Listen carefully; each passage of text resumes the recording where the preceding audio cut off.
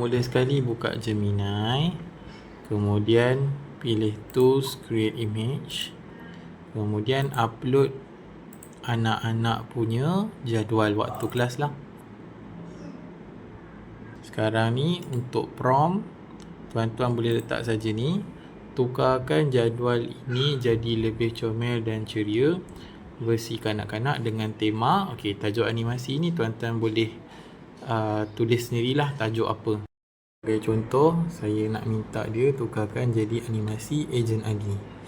Okey, jangan lupa juga kalau ada dalam jadual tu ada tanda tangan dan cop guru besar ataupun pengetua, boleh tambahkanlah ayat sila singkirkan tanda tangan dan cop pengetua sekolah dari jadual tersebut. Kemudian generate.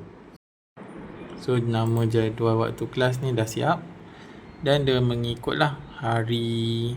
Ada juga logo-logo yang berkaitan dengan setiap subjek anak-anak ni kan. Okay, so selain daripada Adi, ada juga Alicia lah. Kita cuba untuk Upin Ipin pula, tema animasi Upin Ipin. Okay, untuk Upin Ipin punya dah siap. Kita tengok adalah gambar Ipin, Upin. Ni tak tahu kenapa dia ada rambut pula, tapi basically prompt ni kita boleh kemaskan lagi lah.